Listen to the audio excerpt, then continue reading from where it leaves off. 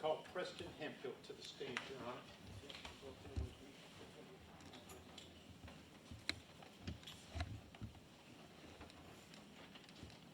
Stand and pledge to raise your right hand, face the judge.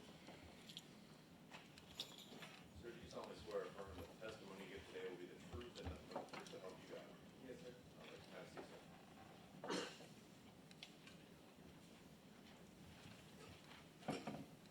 You can proceed. Good afternoon. Good afternoon. Would you state and spell your first and last name for the court reporter, please? Yes, sir. First name is Preston, Preston. Last name is Hemphill, Hemphill.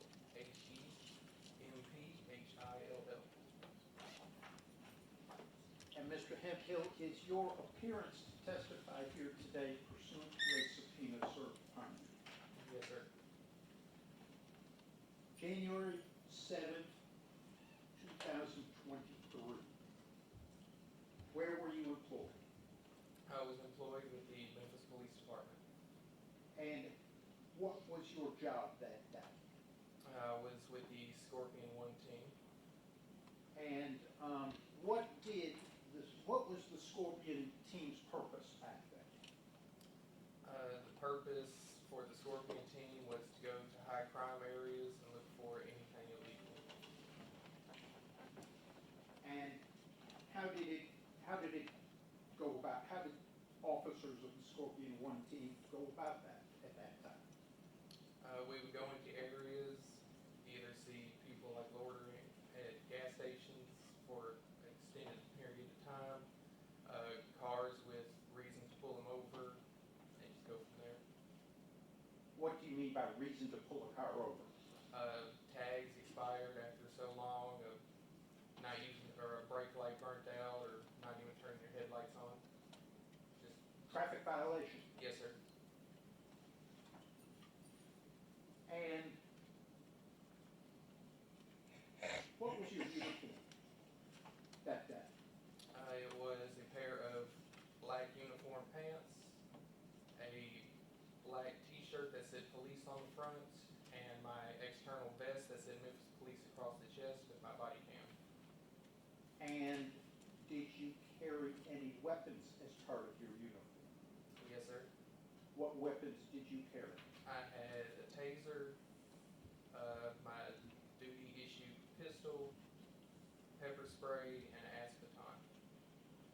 And were you required, as part of your employment as a police officer, to carry those weapons?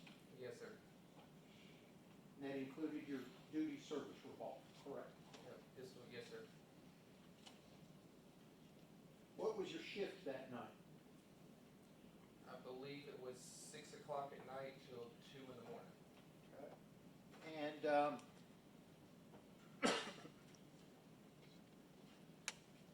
do you recall participating in the traffic stop at about 8:20 to 8:30 p.m.? Yes, sir. Okay. And describe the car that was stopped? It was a blue Nissan, I believe Sentra. I'm not familiar with the model. And at the time that the stop was made, did you have any idea who the occupants were? No, sir. Did you even know how many occupants there were? No, sir. Why not? I couldn't see through the tinted windows and just didn't have time to see any other people. Where did that stop occur? Can you elaborate which? Let's start. How did you become involved in making a traffic stop of that car? Myself, Haley, and Martin were all single file traveling down Riverdale. Martin said he saw a car speeding. Martin attempted to pull the vehicle over. The vehicle refused to stop, and we found the vehicle at Ross and Raines. Were you in radio communication with other Scorpion officers? Yes, sir. And you used the names Martin and Haley. Do you recall first names? recall their first name. Is it Demetrius Haley Yes, sir. and Emmett Martin? Yes, sir. And they were also members of Scorpion Team 1 at the time? Yes, sir. Who initiated the attempt to stop the blue Nissan Sentra? Officer Martin. And were you in the same location when he radioed that he was going to stop this car? Yes, sir. And who else was there? Officer Haley. So 3 members of Scorpion Team 1 in the same general area, correct? Yes, sir. And how did Martin attempt to stop the vehicle? He turned on his blue lights, he activated his siren to initiate the traffic stop, and at that time, he keyed up on the radio saying the vehicle was fleeing. Okay. And are you familiar with the phrase getting little? Yes, sir. What does that phrase mean in police talk? He's running from the police. Did Martin use that phrase on the radio? I don't recall. Where were you when you first saw this blue Nissan Sentra? We were southbound on Riverdale, coming out from under 385. Okay. And is that where you were when you first saw the blue Nissan Sentra? Yes, sir. And is that where you saw Martin activate his blue lights? No, sir. Where did you see Martin activate his blue lights? He activated his blue lights right after we went through Winchester. We were still on Riverdale. Okay. Southbound down Riverdale, correct? Yes, sir. Do you recall the speed limit on Riverdale? I believe it's 45. Did you observe the blue Nissan Sentra commit any traffic violations? At which time? Well, on Riverdale. After Martin lit him up, yes, sir. What traffic violations did you observe the blue Nissan Sentra commit on Riverdale? Changed lanes twice without a blinker and fleeing from the police.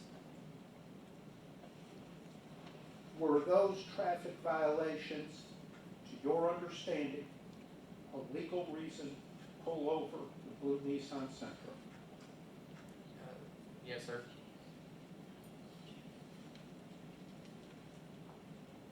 Did you continue following the blue Nissan Sentra? Yes, sir. Who else continued following it? It was myself, Officer Haley, and Officer Martin. And where did the pursuit continue? We were traveling south on Riverdale. They turned right to travel west on Ross, and it Rains, not Ross. They were traveling west on Rains, and they came to a stop at Rains and Ross. Were you able to observe the Sentra the entire time you were following it down Riverdale and Rains? No, sir. Why not? Officer Haley and Martin passed me, and I was in the back. How fast, well, you said it was 45 on Riverdale, correct? Yes, sir. What's the speed limit on that section of Rains? I believe it's 45 as well. Okay. And you fell behind? Yes, sir. The Sentra, Haley and Martin? Yes, sir. And how fast did you get up to on Rains? I don't remember. Do you remember exceeding the speed limit, trying to catch up? Yes, sir.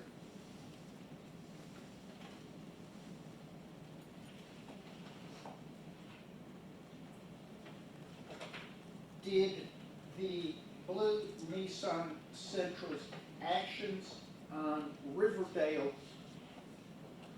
increase the risk of the traffic stop? Yes, sir. Why and how? Reckless driving, getting away from the police, and just fleeing from the police increases the risk of the traffic stop. Tell the jury a little bit about your training about the risk of traffic stops and categories of risk? So we had roughly two categories. You know, you had the normal, to an extent, traffic stop where, you know, someone pulls over, possibly give them a ticket, probably just a warning, let them go. You also have what they call high-risk traffic stops, where it might be someone with a warrant, someone that wants nothing to do with the police, and you just need to stay on your toes on that type of traffic stop. So that one you called high risk, correct? Yes, sir. What's the other type called? I don't remember the specific name, but I would just say just a normal, low-risk, run-of-the-mill traffic stop. Okay. Before you pull a car over, how do you determine whether it's run-of-the-mill low risk or high risk? You just get the sense after you've been an officer for a little bit. If the person's moving around a lot inside the car, if you can't see inside the windows, just little things for you to, you know, I need to pay attention to this. And some of those things you saw on Riverdale, correct? Yes, sir. And that included fleeing and not pulling over. Yes, sir. Continued, you described it as reckless driving, Yes, sir. and that was switching lanes Switching without and speeding, yes, sir. speeding. What happened when you got to Ross and Rains? When I got to Ross and Rains, Haley and Martin were already next to the Nissan. Where was the Nissan? It was in the left turn lane at Rains and Ross. Facing westbound, trying to turn left onto Ross. Left or southbound on the Ross, correct? Yes, sir. What color was the light? I don't remember. Who was on the left? Haley, Who was on the passenger side? Martin, And where were you? and I pulled up behind him.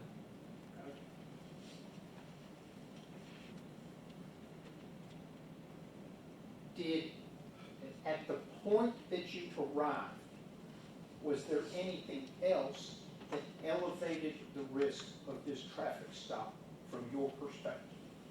The fleeing from the police, and I couldn't see inside the vehicle because of the tinted windows.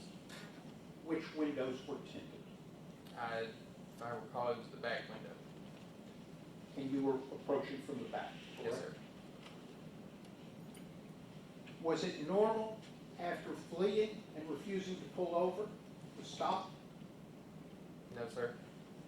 Did that concern you at the time? Yes, sir. And was that a factor in the risk of the traffic stop? Yes, sir. What did it do to the risk?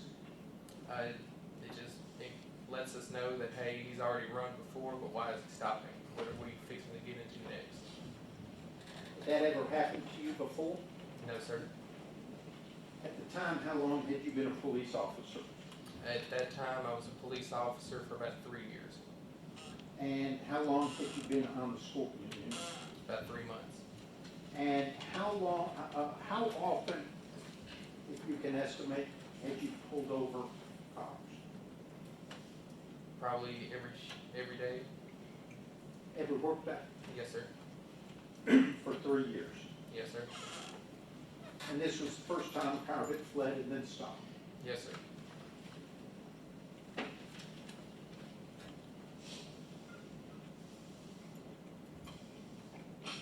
Describe what happened when you got there. When I arrived, I saw Haley and Martin approaching the car. I drew my pistol because a high-risk traffic stop, and since he stopped, like what's fixing to happen, once I saw Haley and Martin getting into the car is when I put my pistol up and ran up to the car. Who approached the driver's side? Haley. And what was he saying? I don't remember. Was he demanding that the driver get out of the car? I don't remember what he was saying. Did y'all get the driver out of the car? Yes, sir. Who did? Haley got him out of the car. How? Describe how he got him out of the car. If I recall, he opened up the driver door and pulled Mr. Nichols out of the door. Okay. You're familiar with the Memphis Police Department force continuum, correct? Yes, sir. And one of those levels is empty hands control, correct? Yes, sir. Two categories, soft and hard. Yes, sir. Empty hands means no weapon in your hands, correct? Yes, sir. Was Demetrius Haley using empty hands control to get Mr. Nichols out of the car? Or the Yes. driver out of the car? Yes, sir. Did you know who the driver of that car was at that point? No, sir. Until you got there, did you know how many occupants were in the car? No, sir. Did you ultimately learn that the driver of that car was Tyre Nichols? Yes, sir. To your knowledge, did either Martin or Haley know who the driver of that car was at that time of the stop on Rawson Reigns? No, sir. Not to my knowledge.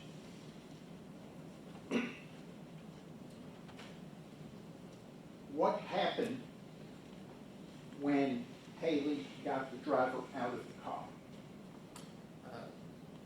He tried to get handcuffs on him behind his back. At that time, he was struggling with us, and Who was he? Mr. Nichols. Where was Haley initially trying to get the cuffs on? He was pushing Mr. Nichols against the A-pillar between the door of the car and the car itself, trying to turn him around so he can get his hands behind his back.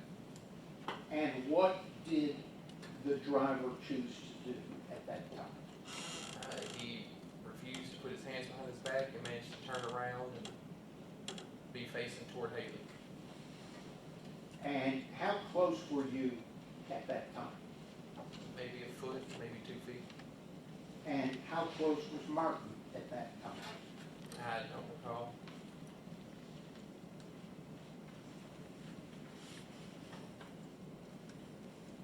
What, during that time when the driver spun around in the A-frame,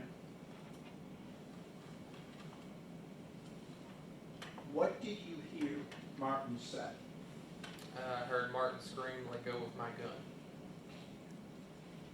What did that statement by a fellow officer mean to you? That someone's probably fixing to get hurt. Explain why. Because if you bring a gun into this, it could go deadly. Our officers trained in gun safety. Yes, sir. Is it a serious matter to keep control of your service weapons at all times? Yes, sir. Is it potential, are you taught that it's a very serious situation if you lose control of your service weapon? Yes, sir.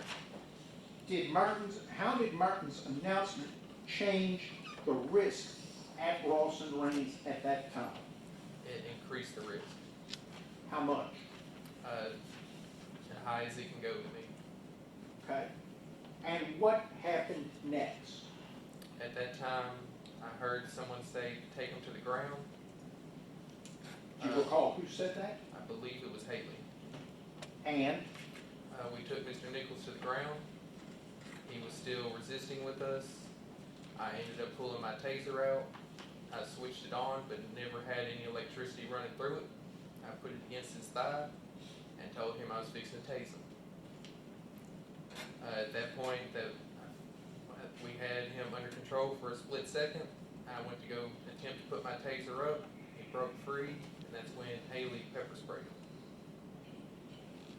And what happened with the pepper spray? It sprayed everybody. Who is everybody? Haley sprayed himself, Martin, myself, and Mr. Nichols. Okay. And you said Mr. Nichols broke free, Yes, correct? yes, What do you mean by broke free? He managed to stand up. At that point, I went to go bear hug him to hold him at the scene. He broke free from me, and at that time I saw him running toward a squad car that was still running with the door open, and that's when I fired my taser. And what happened with the taser shot? It had no effect. Do you know whether it made a good connection with the driver? I know it did not make a good connection. Did you know it at the time? At that time, no, sir. What happened next? After he fled from us, myself and Haley tried to chase after him.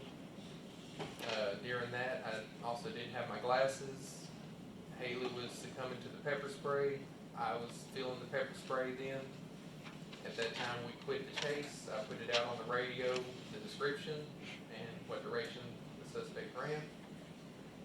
And I helped Haley back to his car. Why didn't you have your glasses? During the scuffle on the ground, they fell off. Glasses pretty important to your vision.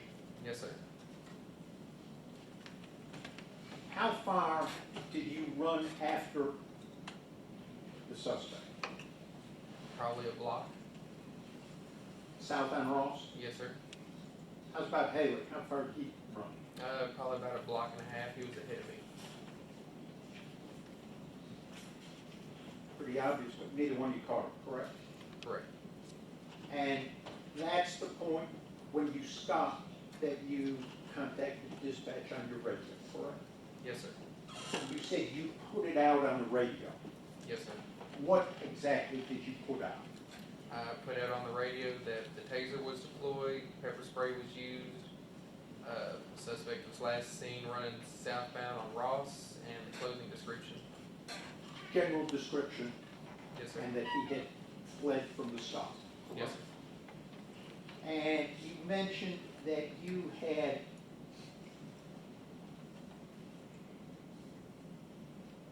helped Haley. Yes, sir. Describe that for the jury. So after we weren't chasing anymore and I put out the description, Haley was walking back toward me. He said that he couldn't see because of the pepper spray, and I had to escort her back to his car so that he could get his water bottle to attempt to flush out his eyes. Tell the jury about the flushing out of the eyes. So with pepper spray, you just really try to get as most out of your eyes as you can, but even water doesn't really stop the pain. It just temporarily stops it. Pepper spray that Scorpion officers carry is very strong, correct? Yes, sir. Stronger than you can buy at a sporting goods store, correct? I don't know. Okay. It's issued to you as part of your equipment, correct? Yes, sir. It's issued to all MPD officers. All MPD officers. And if it's used, you have to weigh the canister about how much is used, correct? Yes, sir. And how long were you, am I correct that you spent some time dumping water on Haley's face and eyes at his request? Yes, sir. He was literally trying to pry them open, correct? Yes, sir. Took a while for him to be able to open his eyes, correct?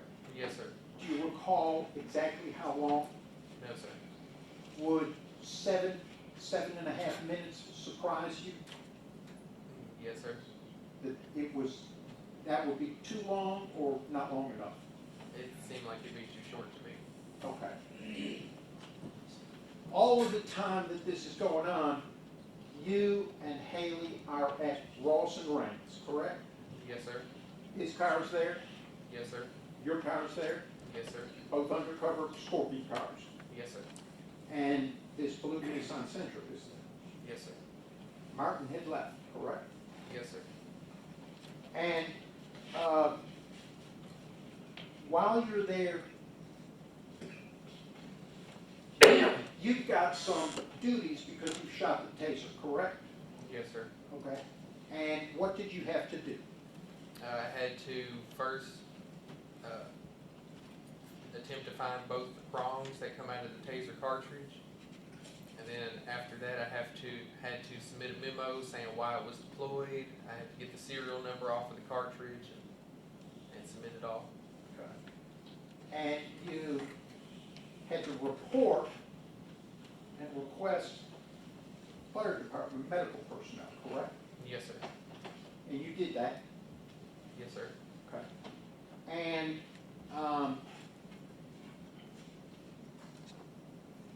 during this time, y'all are at Ross and Rains.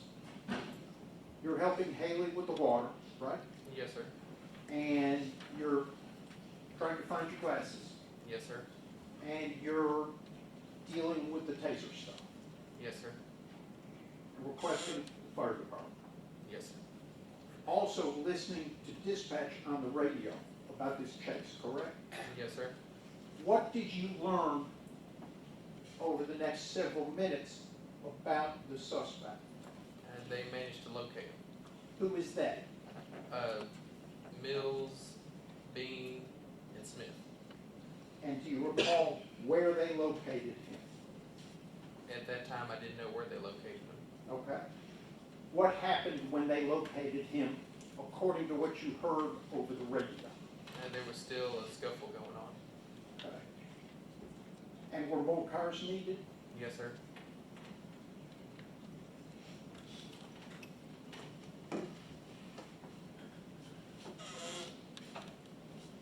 At some point, did Haley leave Ross and Rains? Yes, sir.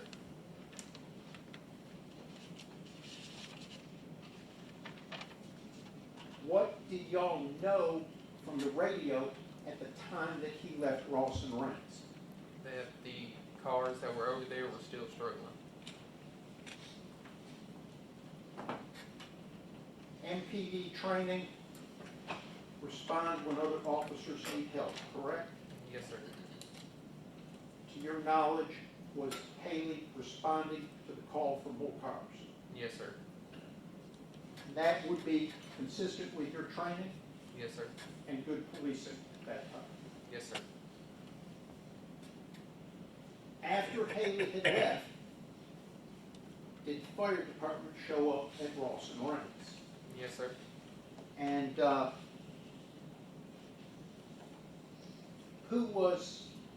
what type of personnel was it? If I recall, just 2 firefighters. Were they EMTs? I don't recall. Do you recall why they arrived at Ross and Rains? Yes, sir. Why did they arrive there? 'Cause per policy, anytime an officer uses pepper spray or a taser, you have to call the fire department out. And you had done that, correct? Yes, sir. And you called them out to check out the suspect, correct? Yes, sir. And once they got there, what did you tell them?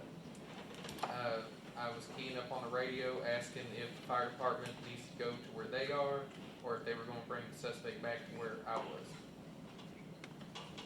What ended up happening?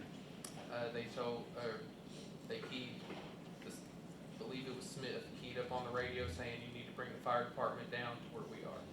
Okay. What did the fire department know from you before you sent them down there? That the suspect was at least pepper sprayed and tased. Did they learn from you that there had been a struggle Yes, sir. and that he had fled? Yes, sir.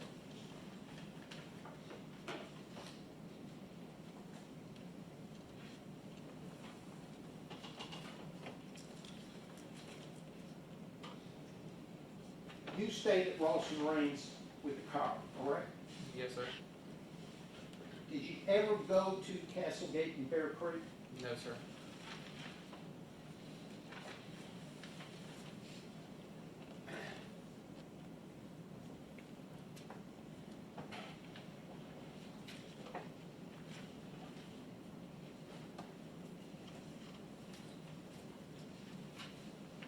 while you were at Ross and Raines, listening to the radio, was there a description of what force was used on Mr. Nichols at the other location? No, sir, not that I recall.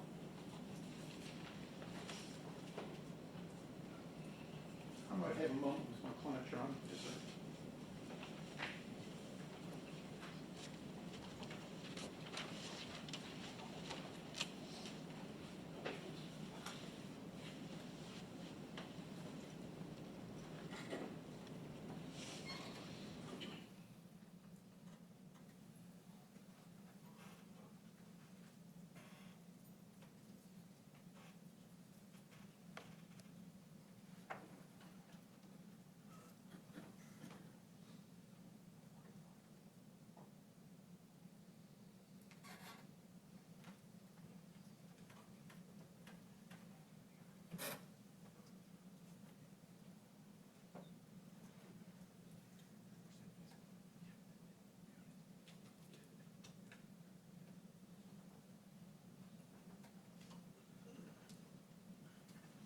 Before the driver fled Ross and Raines,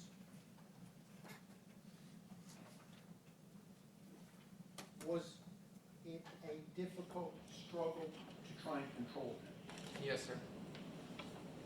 3 officers, correct? Yes, sir. 1 suspect, correct? Yes, sir. Was he able to get away from the 3 of y'all? Yes, sir. Difficult struggle? Yes, sir. And the 3 officers failed to detain him, correct? Yes, sir. When Martin said, "Let go my gun," that increased the risk because of the fear that the suspect was getting the gun, or trying to, correct? Yes, sir. And you relied on Martin's statement, correct? Yes, sir. And proper policing, proper training, following procedure was to rely on that statement, correct? Yes, sir. Had to assume it was true, Yes, sir. and did. Yes, sir. And the result was to take the suspect to the ground, Yes, sir. where he continued to not cooperate, Yes, sir. continued to avoid being handcuffed. Yes, sir.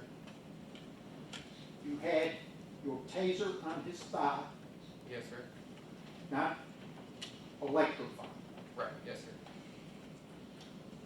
Haley deployed pepper spray, Yes, sir. and the suspect was still able to get away. Yes, sir. Was the driver, to your knowledge, incapacitated by the pepper spray? No, sir. Did, as he was running towards the car, did the taser, I guess shot, you shoot the taser, Yes, sir. did that incapacitate him at all? No, sir. He got away from you and Haley running after him. Yes, sir. That's all I have for this witness. All right. That's it. All right. So, Mr. Martin, Next. Your Honor, my examination will take a while. all right, Just let you know. Just again. go ahead. All right. Mr. Hemphill, Martin Zumach, representing Justin Smith. I thought we were going, you told us to him to be in